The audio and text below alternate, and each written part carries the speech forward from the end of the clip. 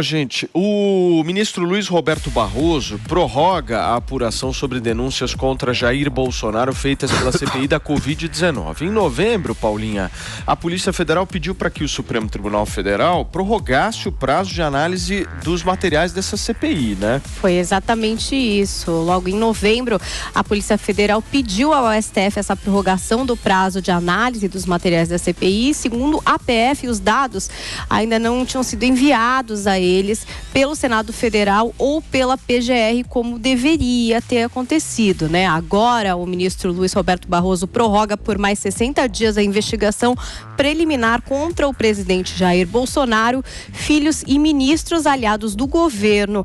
Essa investigação aberta após a CPI, a Comissão Parlamentar de Inquérito da Pandemia no Senado. A investigação trata de suposta prática de charlatanismo pelo presidente da República, crime que ocorre quando é anunciada cura por meio secreto ou infalível. Bolsonaro, no caso, é denunciado por fazer o governo federal reafirmar a cloroquina como medicamento preventivo para a Covid-19, mesmo sem comprovação científica de que a substância fosse eficaz contra a doença. Então tá aí prorrogado esse prazo. Paulo. Ô Zé, deixa eu pedir para você alguns bastidores aí de Brasília, porque a discussão que pelo menos já chegou a gente aqui em São Paulo é de que há uma perspectiva, uma possibilidade forte do presidente Jair Bolsonaro ir para a cadeia no ano que vem.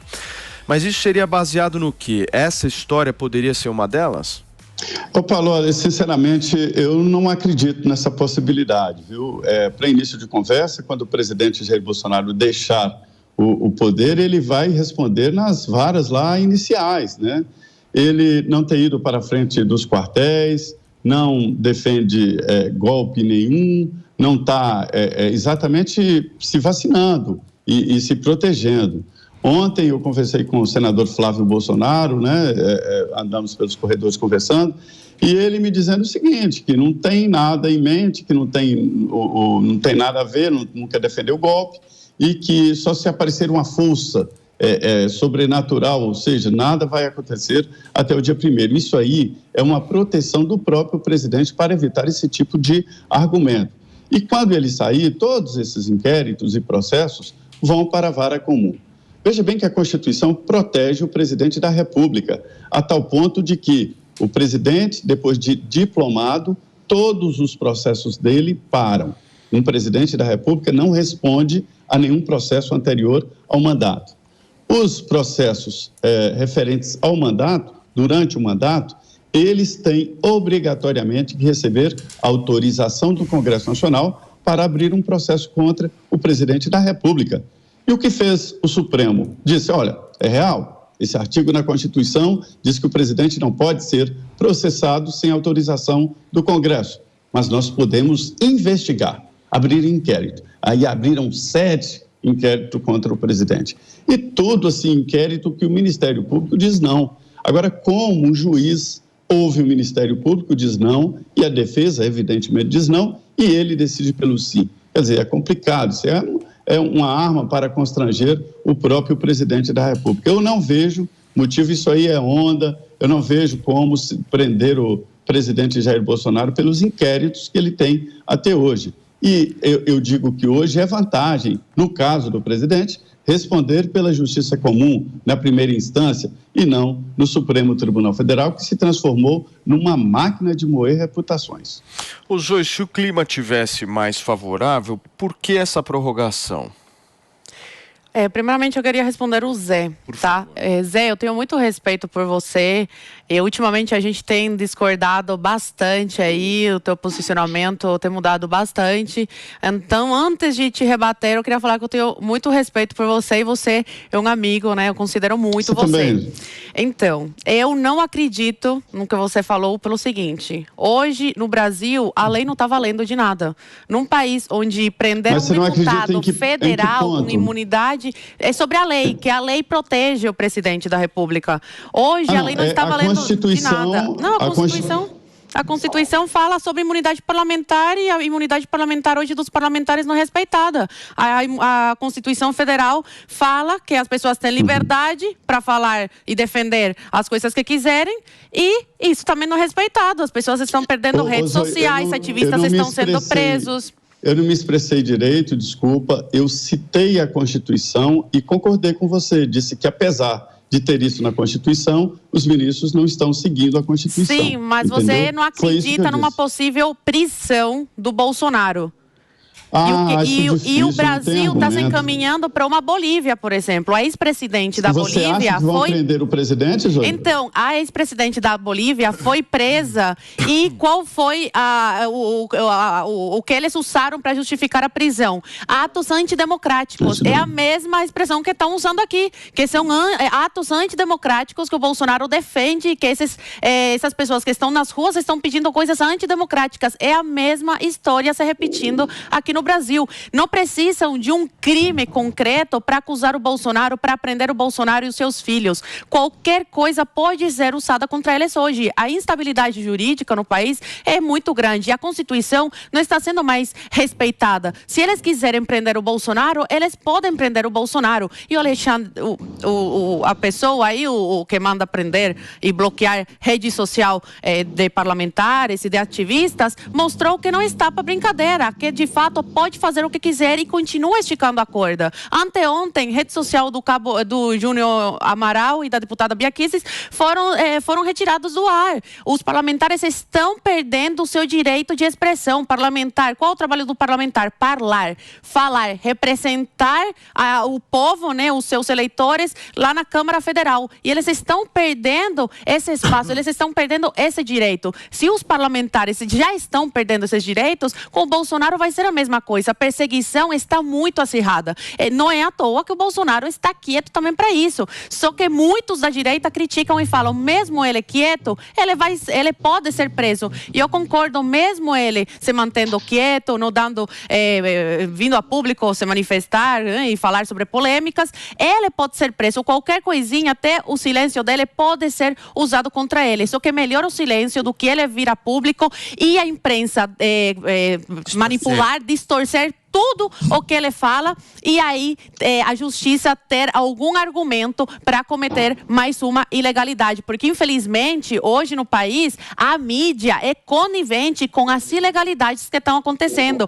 Hoje, os que deveriam zelar pela Constituição usam como respaldo jurídico manchetes de jornais. Então, o circo está montado. Qualquer coisa hoje no país pode acontecer. A lei não garante mais nada.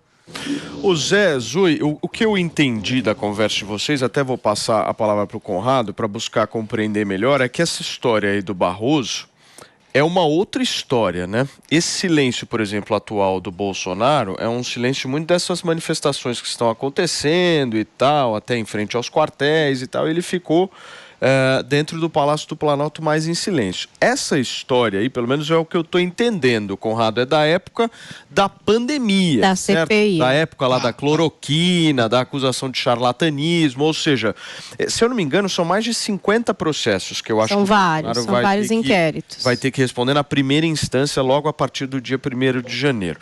E esse é um deles, ou seja, independente do silêncio dele, ele vai ter que responder essa, não vai? Mas você percebe como é pura perseguição política? Porque o Bolsonaro disponibilizou, mandou para estados e municípios bilhões de reais. A parte dele, ele fez, que foi mandar o dinheiro para compra de respiradores, de máscaras, de vacinas. O que aconteceu?